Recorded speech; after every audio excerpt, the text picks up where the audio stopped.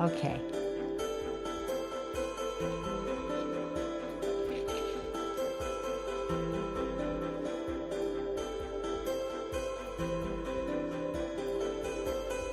So let's switch.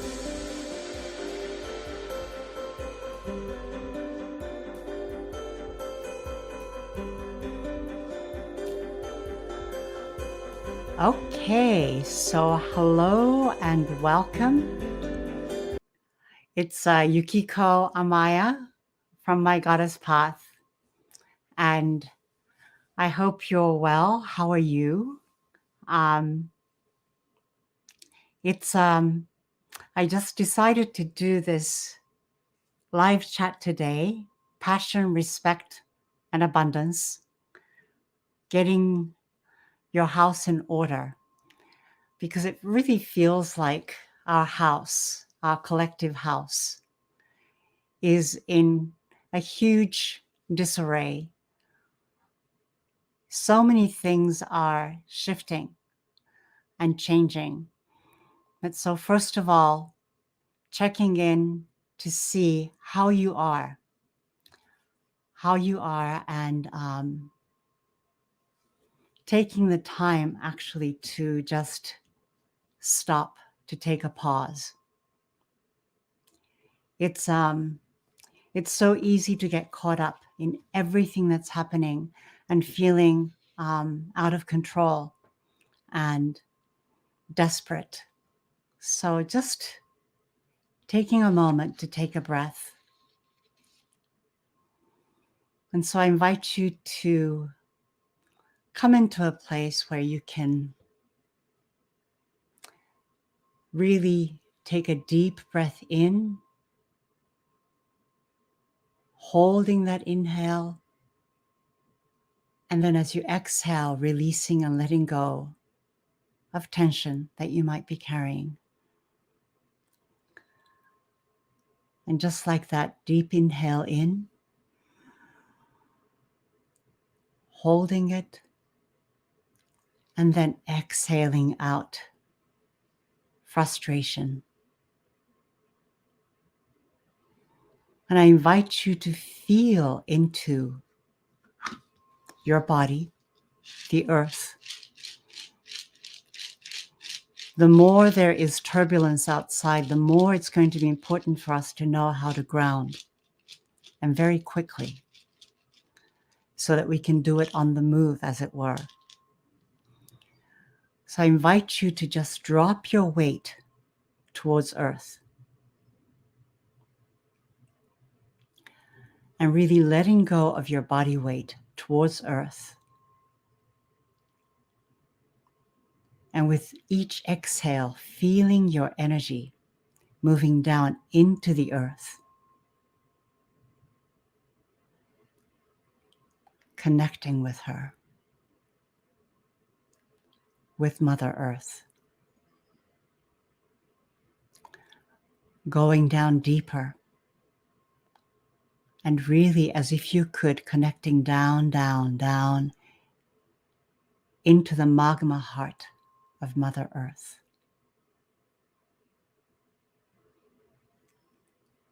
And then just simply breathing with her.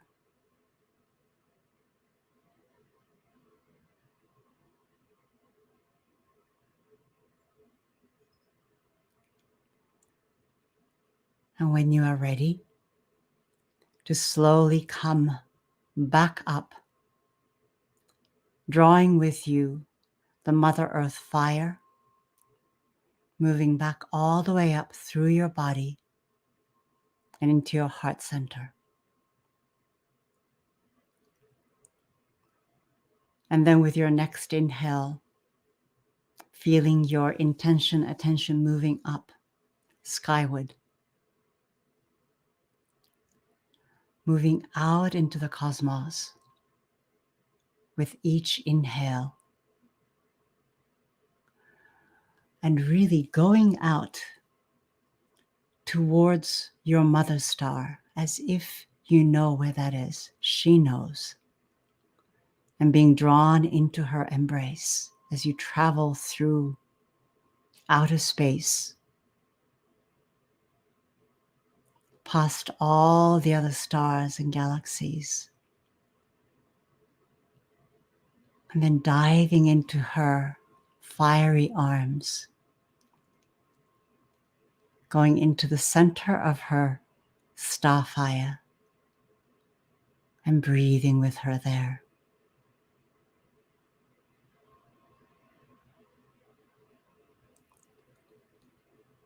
Beautiful. And as you're ready, coming back in, drawing that star fire back down through outer space, through the cosmic energy, all the way back to Mother Earth, coming back in through the atmosphere, through the top of your head, and back into your body. And feeling the star fire, earth fire, and your soul fire coming together as you ground.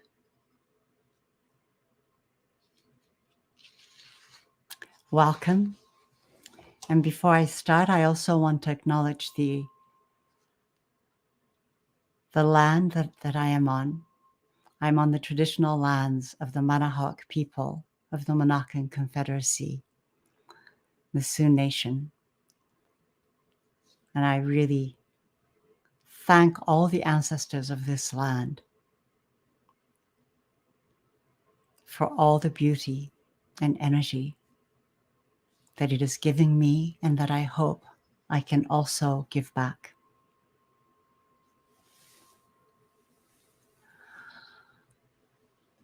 And calling in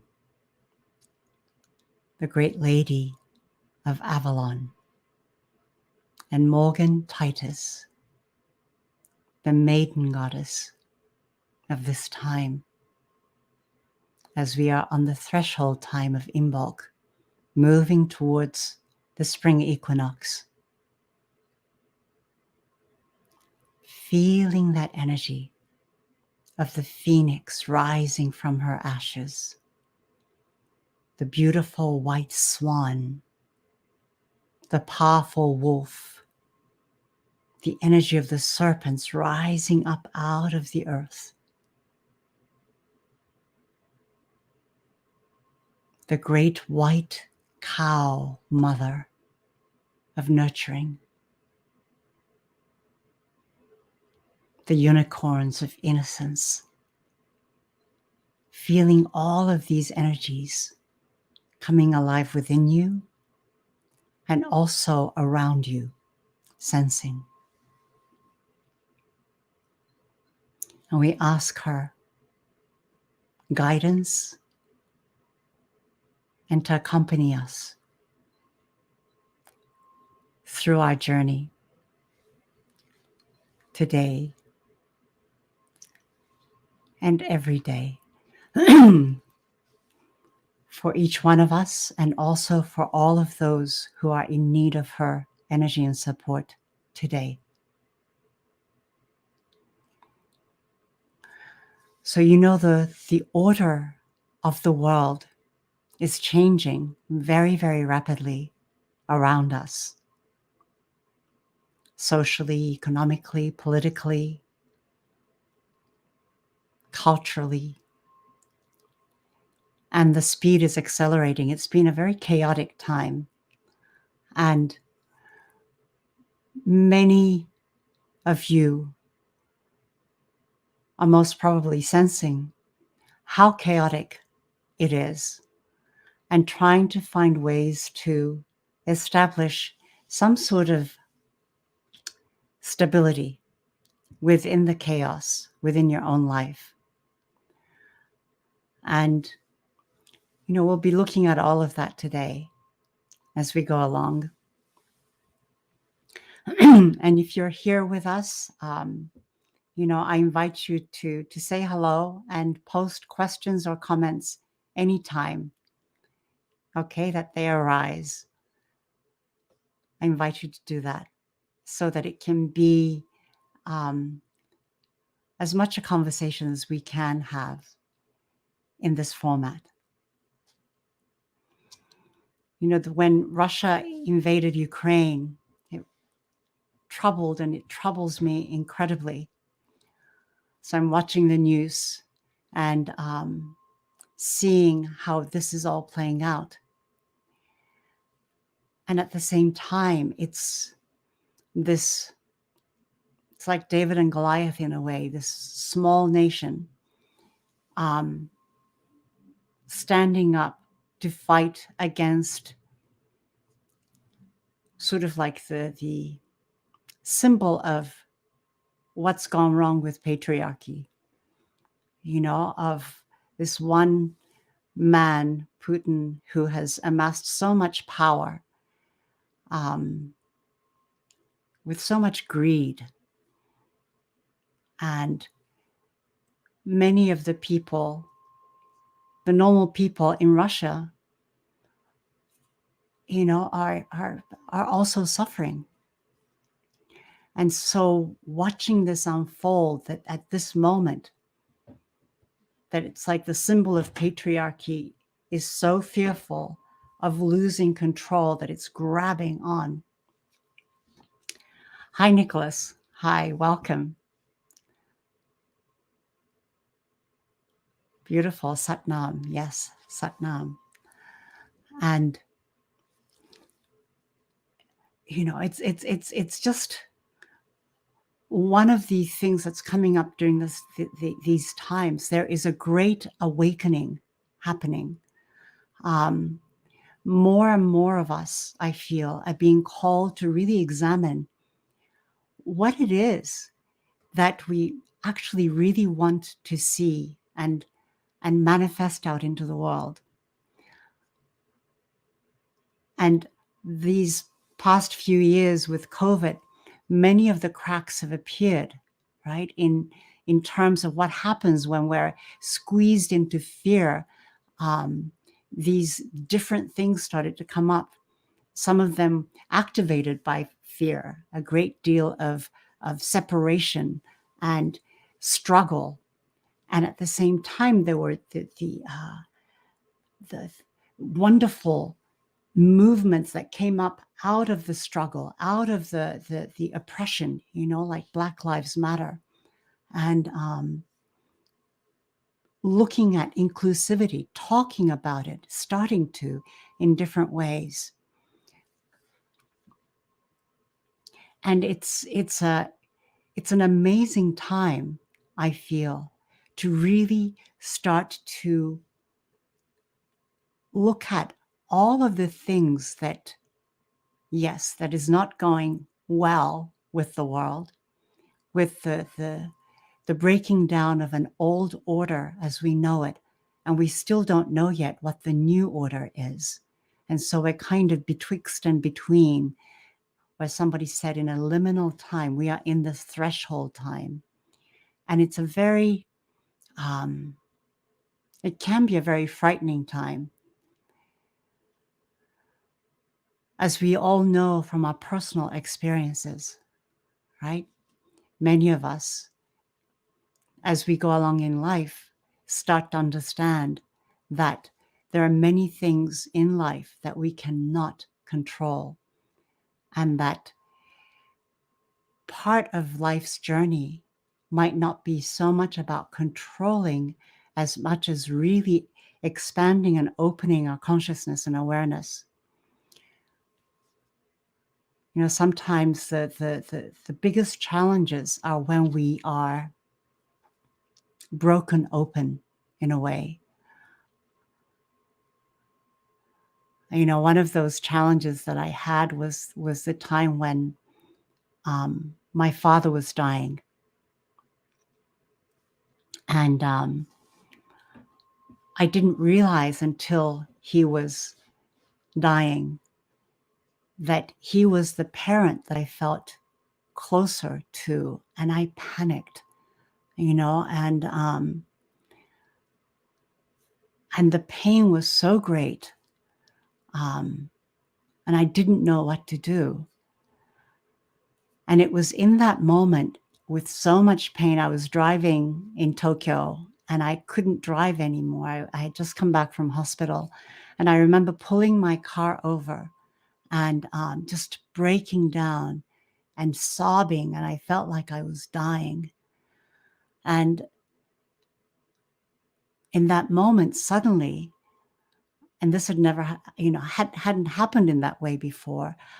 I was not doing any spiritual practices at the time. This was when I was in my early 30s. And suddenly I saw this snowscape and a forest in the distance in my mind's eye, but it felt like I was really there. And I was so grief stricken with my father's health going downhill and understanding that he was on his way out.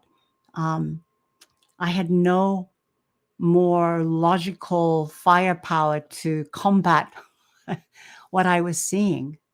And so I just let myself be taken. And out of the forest came this enormous she-wolf.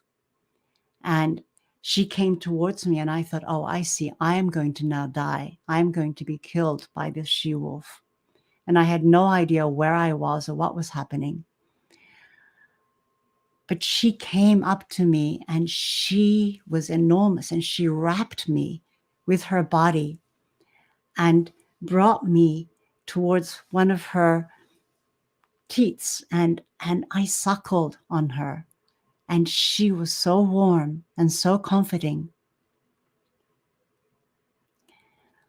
And in that moment, I felt held by something other than just my will or my need to have things a certain way. It was beyond my control. And something happened, something opened. And it was the beginning of my own journey into connection with energy, into connection with other world, into connection with the spiritual, energetic dimension. Some might say the esoteric dimension, but the dimension of the unseen, which is right there along with us. So even though things are so chaotic right now, it really feels also that it's we're at the beginning of something. Something keeps on moving back and forth. It's like spring, right? When you think spring is here, and then it's winter, and then spring comes and winter. There's this movement.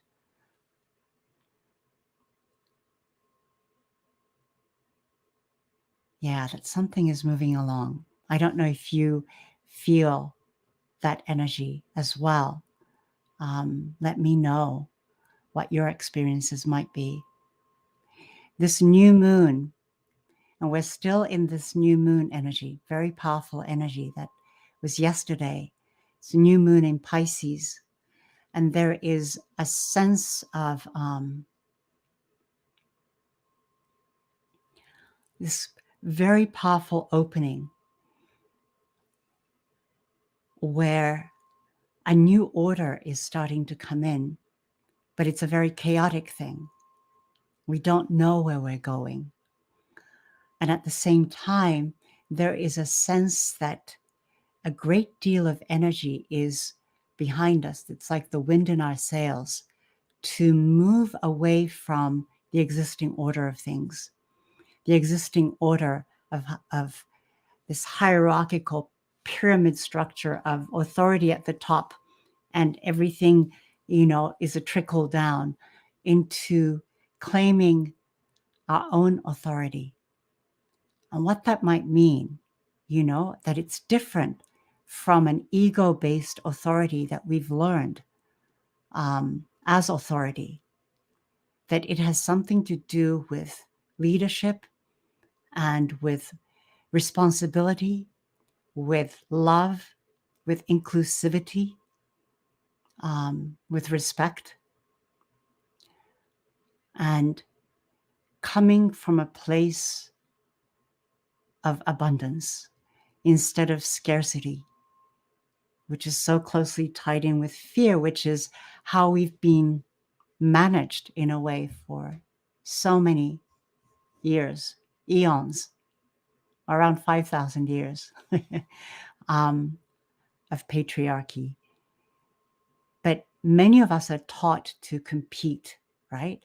You need to compete, to secure yourself, your position in the society, secure yourself with the best partner, with the best job, with the best schools, so you can get to the top, meaning you don't want to be left on the bottom. And compassion is seemingly only taught as sort of like an afterthought of, yes, and if you want to be a good member, then you should feel sorry for the less well taken care of and do a charitable thing. But there's still this top-down kind of feeling, And we've all been educated into that way of thinking and feeling. And it's going to take a great deal of effort and will to break out of that. And so, first of all, I feel that it's really important to be able to look at what our own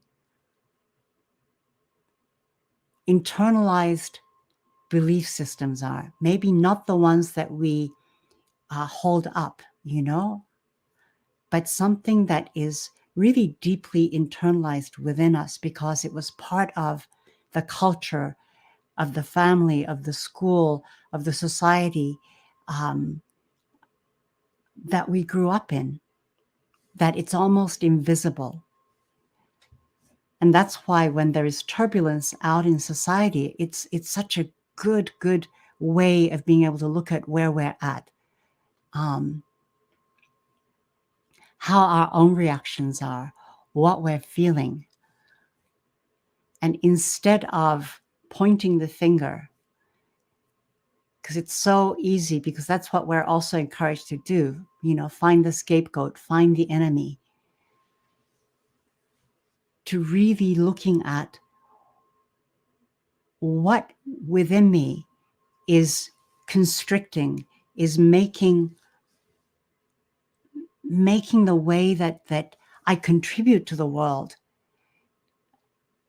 less life affirming than what I would like it to be, right? How am I contributing in everyday life to upholding this way of seeing the other as a competitor, as an enemy, and it's just for me, no one's going to fight for me, so I have to fight for myself.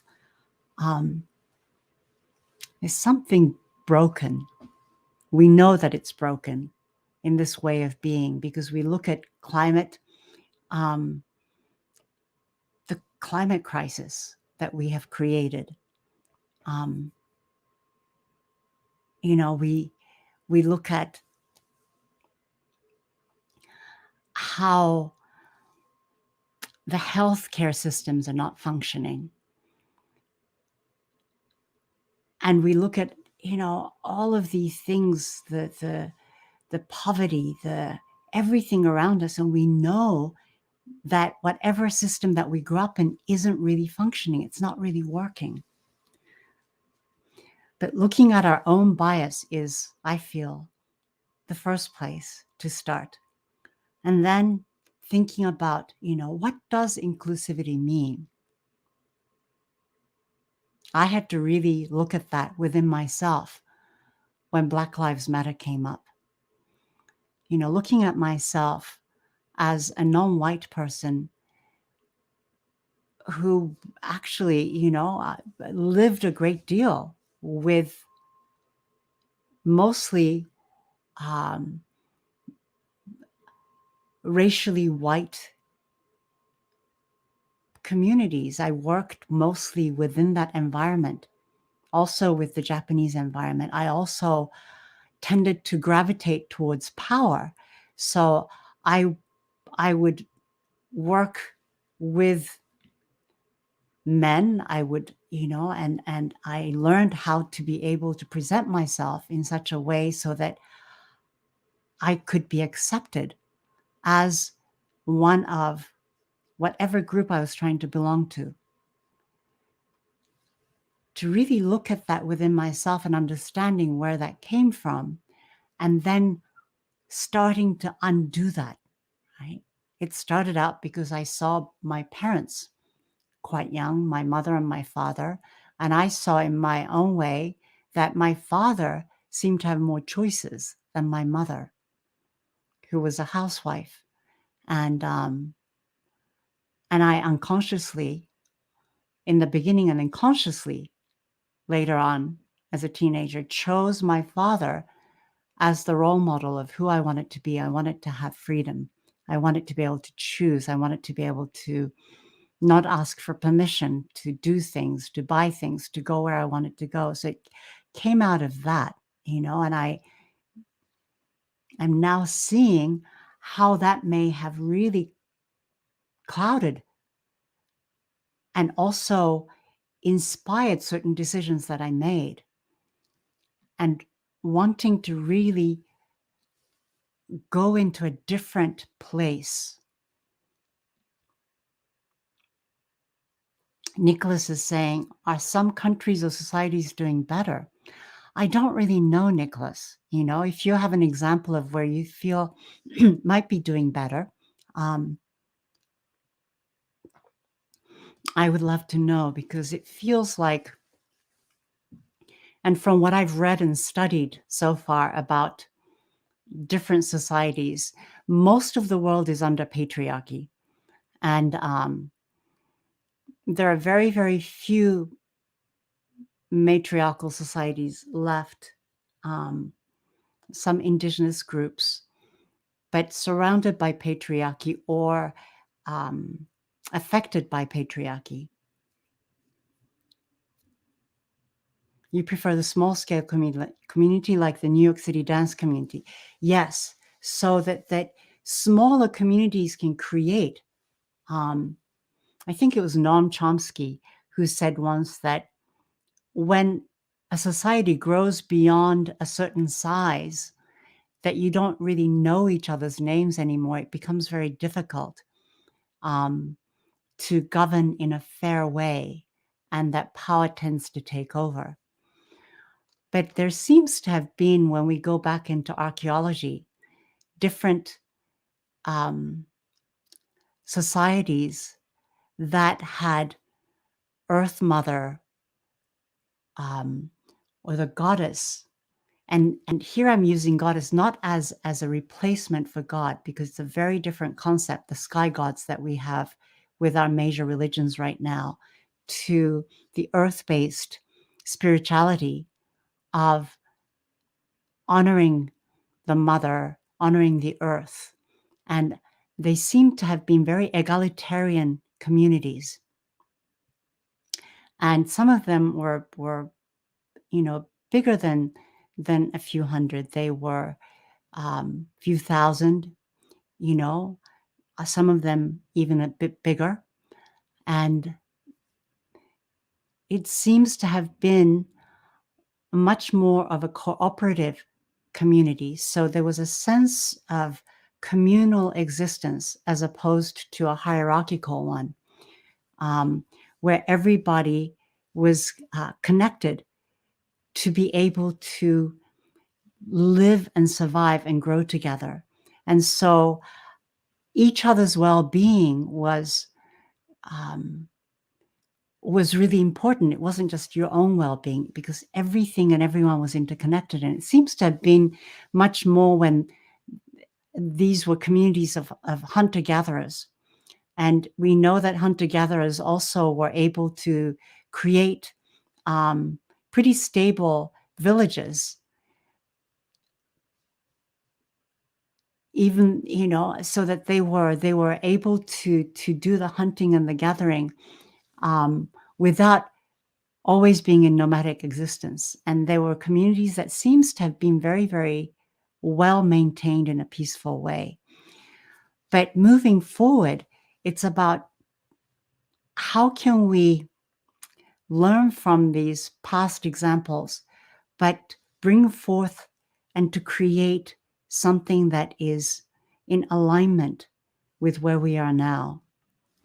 And I don't have the answer to that, but I really do feel that one of the most important things would be to come back into what I call circular consciousness.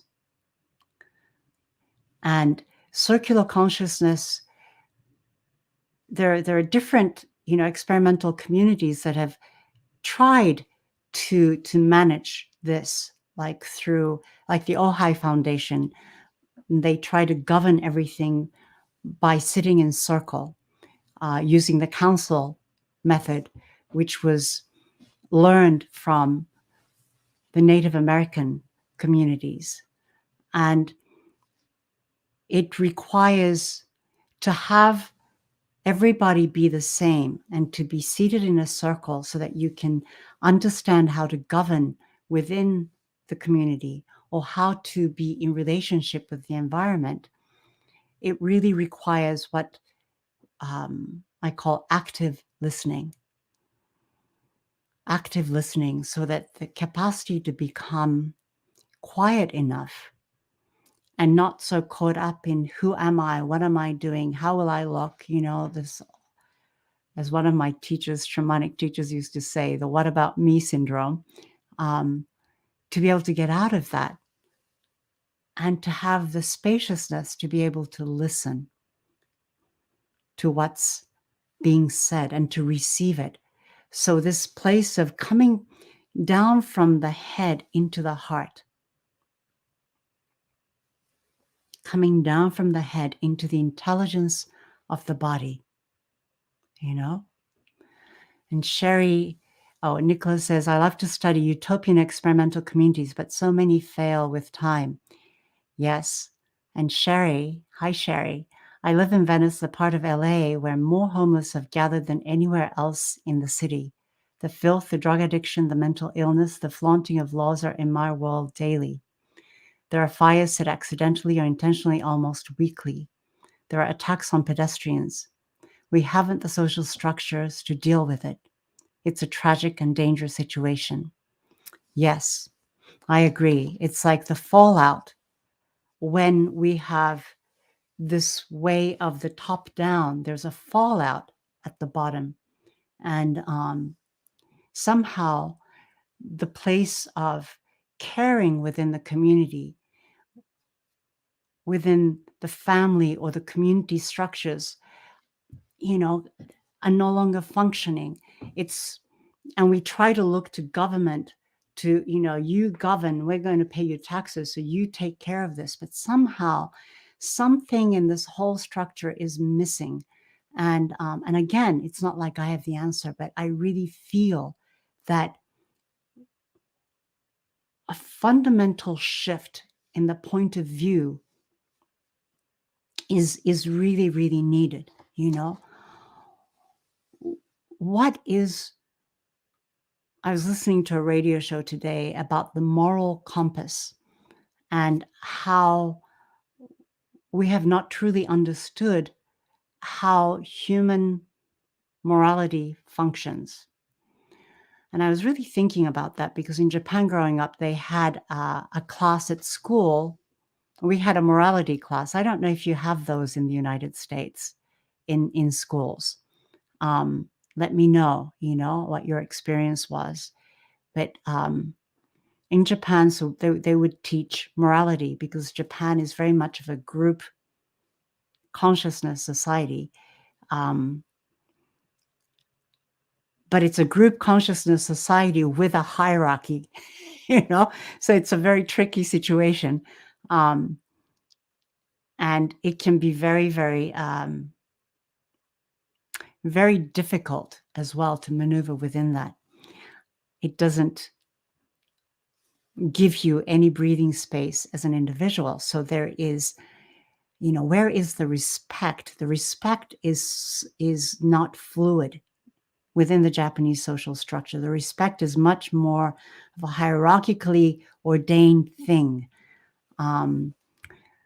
And what Sherry says, it is pretty hard for individuals in the community to deal with the bipolarity when people have access to unlimited illegal drugs.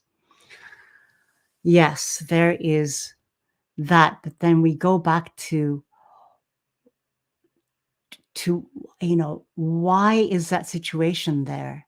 And I remember, Sherry, when I was working with the homeless way back in the early 90s, and in Venice and also in downtown LA, in Skid Row, and working with people who had been admitted into the mental health care facilities.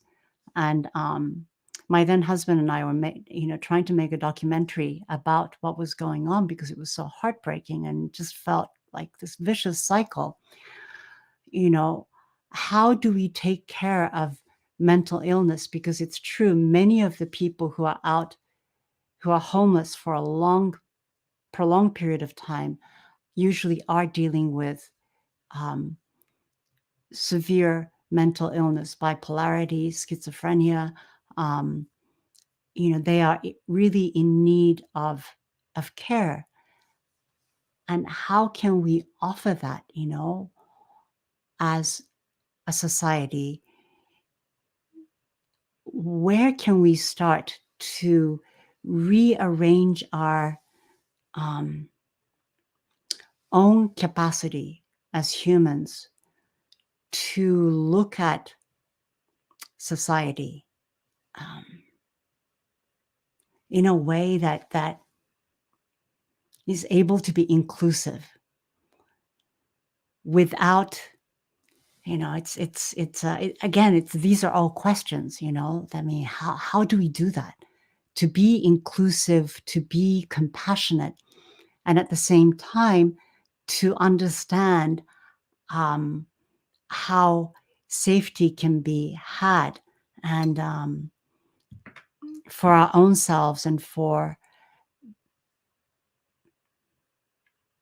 those of us on the receiving end of mental illness or of dire poverty, that means that people will revolt and will steal.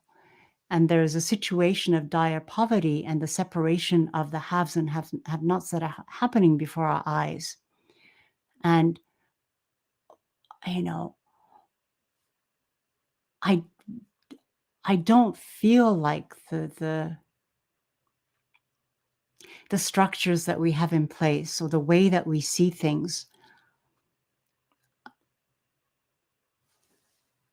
have the capacity or the resilience enough to shift to include all of these problems that we are facing.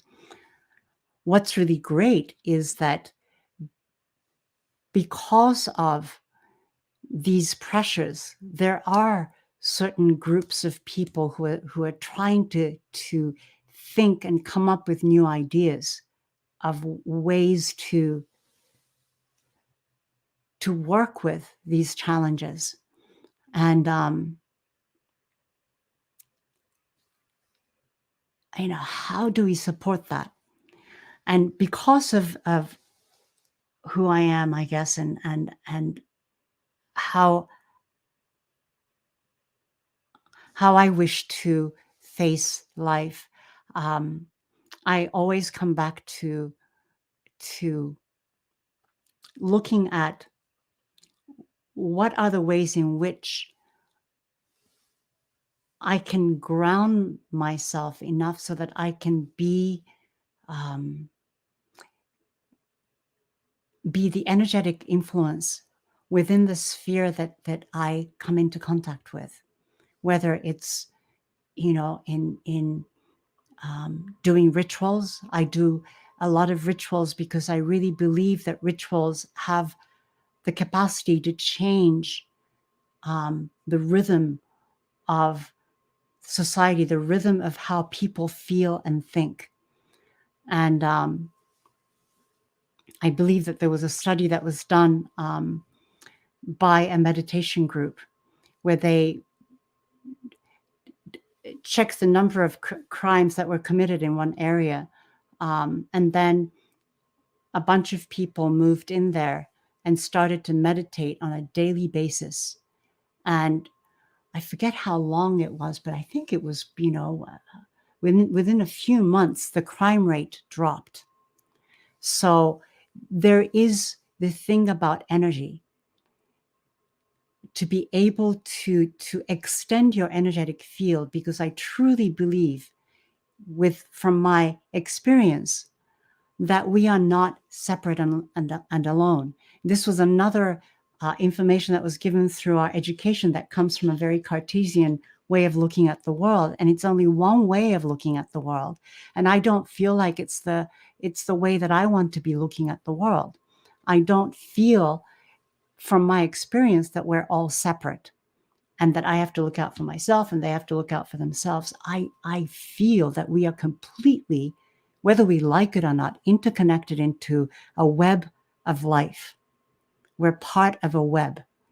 And so what I emit out is going to go through the web. And if there are enough people emitting a different consciousness instead of this regurgitated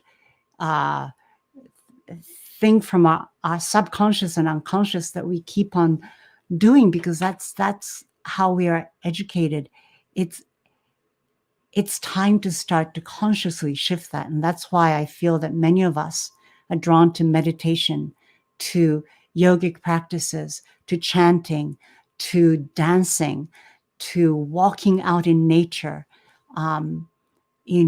doing goddess practices, spiritual practices. It's because we know somewhere in our bones that it is really important to start to shift our awareness and consciousness. So Nicholas says, the Esalen Institute, Omega Institute, and the Garrison Institute all set a healthy tone, but it is difficult to build closely connected social communities with them. The USA is an individualistic ethos that they are all set in. Yeah, that's and it's the individual ethos. There's a lot of beauty in that, and at the same time, it's on its own. It becomes a dead end, especially when it's integrated into this the winner takes all mentality, right? Because I feel that part of what I talk about in the title of this talk, Passion, Respect, and Abundance. Respect is about acknowledging individuality, acknowledging that each being has the right and the space to exist as they are, including yourself, including the trees that are outside, including the sky, the water, your neighbor, the dog, including the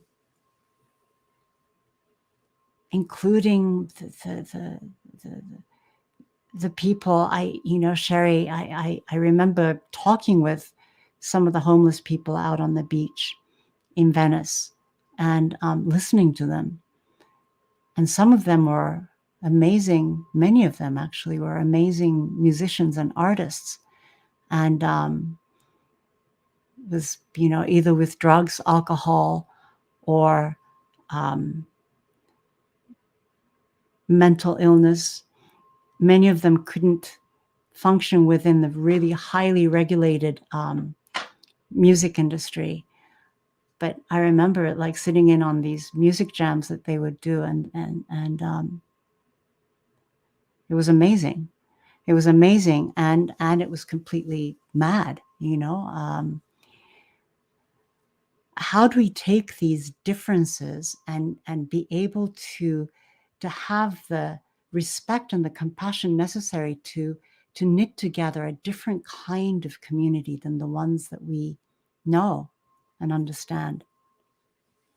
How do we engage in bringing forth what I feel is almost like an innate sense of, morality and justice that people have? Even with little kids, that there's a sense of, we know what's good for the others. We have a sense of what's wrong and what's good. And how do we honor that and nurture that so that it's not squashed into something that makes you bad, you know? These are, again, all questions. How do we overcome the fear of the other, the fear of not belonging, the fear of being judged, to acceptance and to allow that fire within us, which is the passion part, to come through. This fire, this innate fire that we have that connects us with life. If we go back, way back when we were kids, remember some of these joyous moments that we had doing something really simple as maybe sticking our hands into the dirt.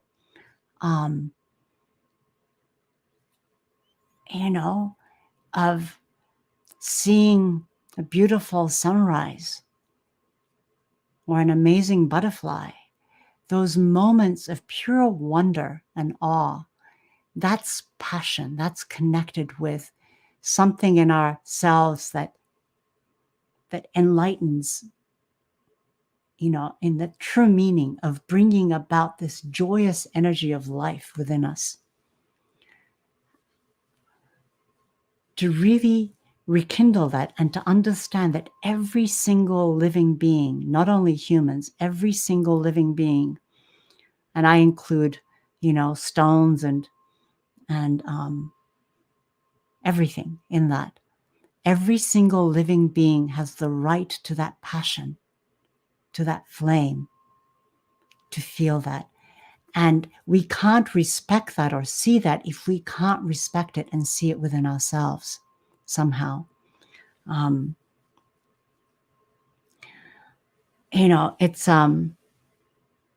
It's going back to something I read about the intelligence of the trees in the forest.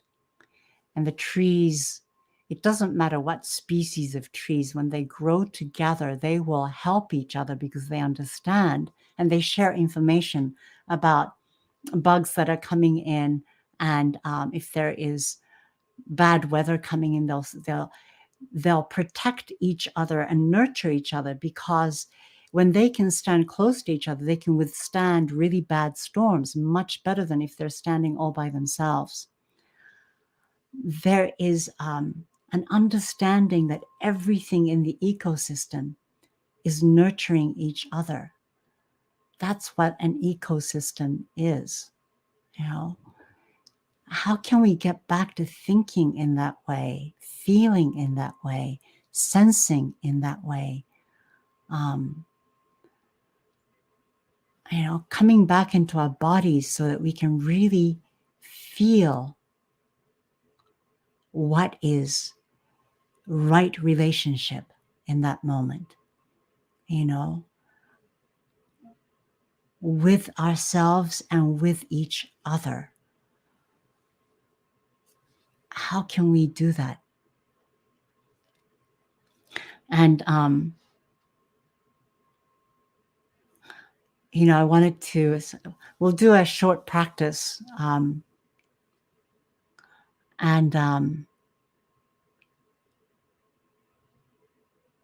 We'll do a short practice, but before that, I also wanted to let you know about a free symposium that was organized by my friend and a certified money coach, Susan Schloss, and it's going to be from next Monday, the 7th till the 11th. So it's a 5-day symposium, and there are a bunch of women from all sorts of backgrounds and experiences who will be talking.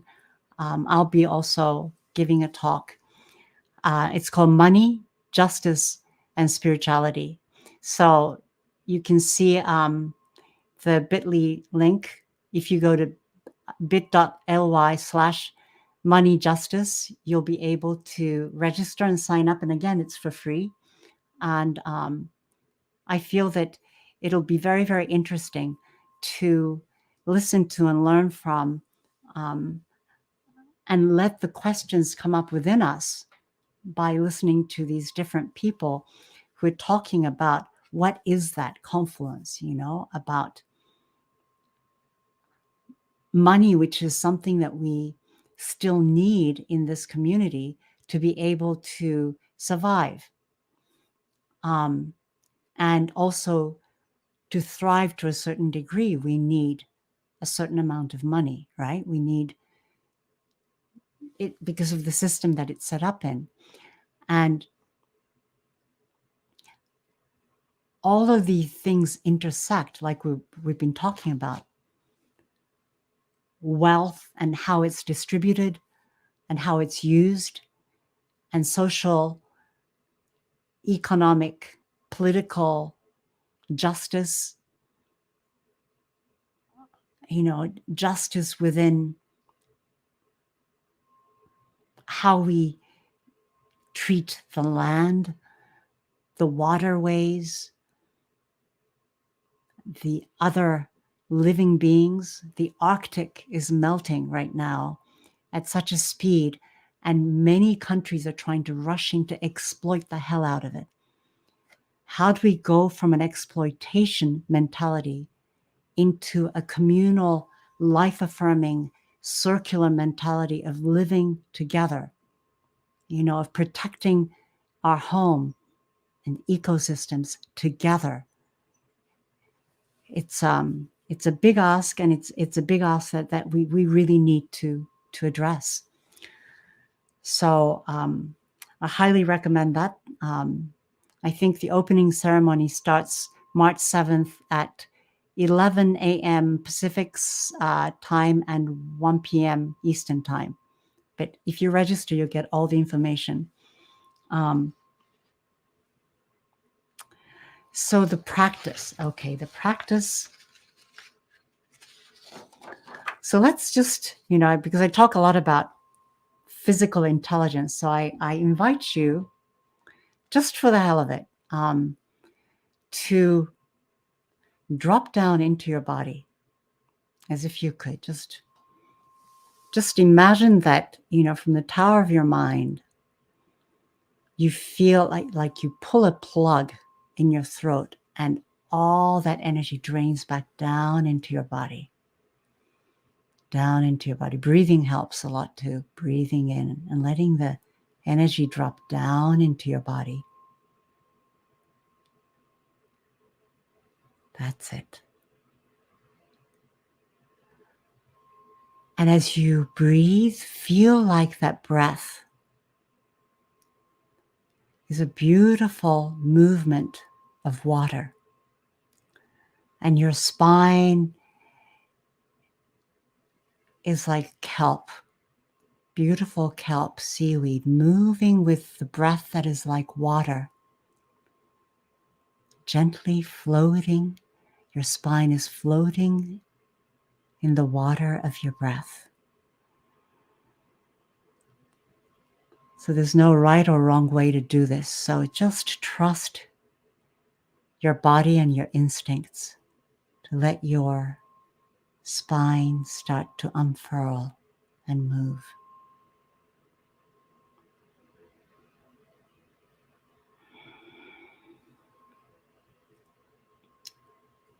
That's it. Softening the palms of your hands and softening the soles of your feet just a little bit more. That's it, yes. Feeling spaciousness. There's huge chakras there.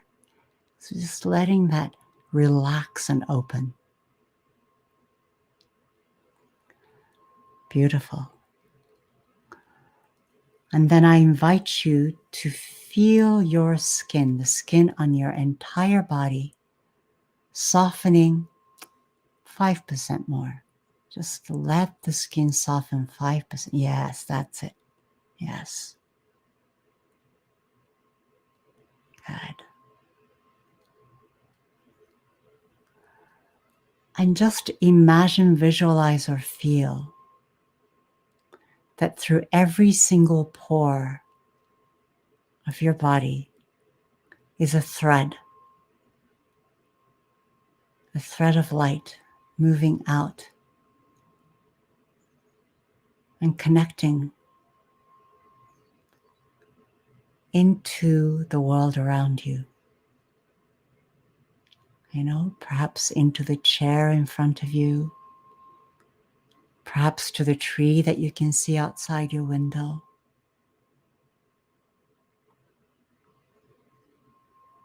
Perhaps a crystal that's sitting on your altar.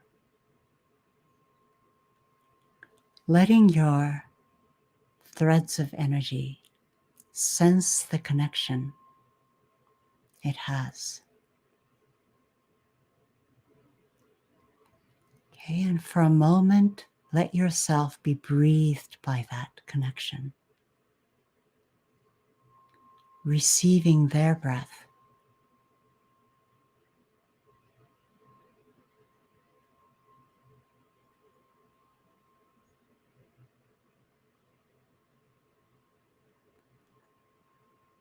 And into that net of connection, feel the energy of the sun.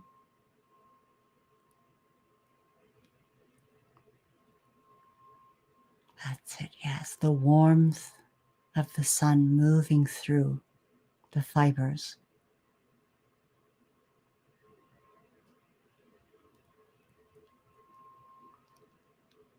Good, that's it.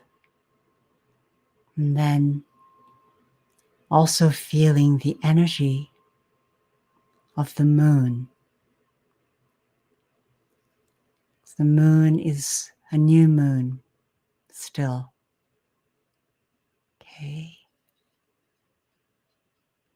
Which means it's sitting right alongside the sun. So feeling her energy. Okay, you don't have to understand it or know it, just open to it.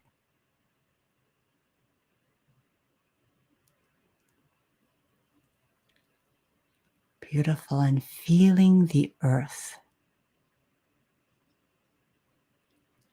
There's an amazing amount of magnetic energy that runs through the earth.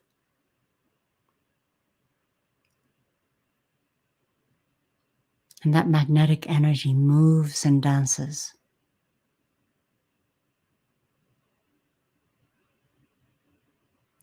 Feeling that energy in your own way. Just opening to it. Maybe you feel nothing, maybe you'll feel something. Just opening to that possibility.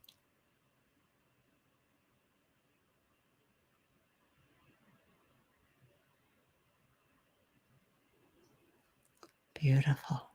Good. And then receiving, just first of all, sending out blessings and gratitude through your pores. Just gratitude and blessings. Thank you. Thank you, and I bless you. Thank you.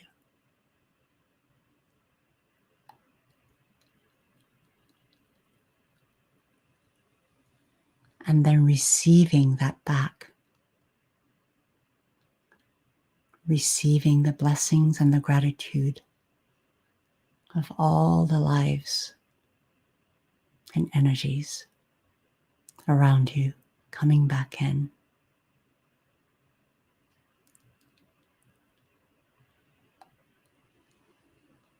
Beautiful. And then I invite you to bring yourself back. If your eyes are closed, opening your eyes.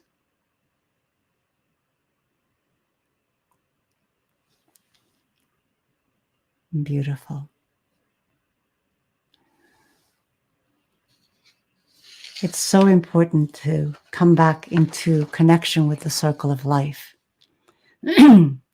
As one of my teachers used to say, coming back to your senses.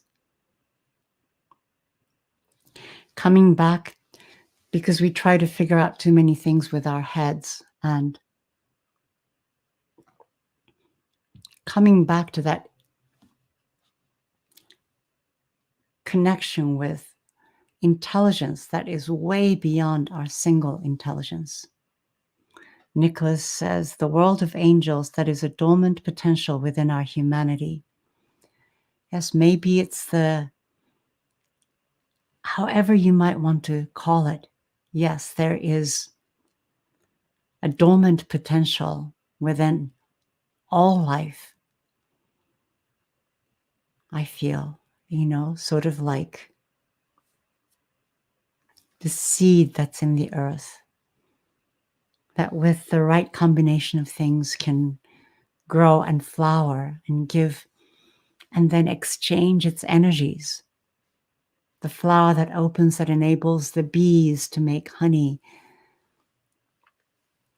that then creates food for the bear, and so on and so forth. There is a circular intelligence at work in this world.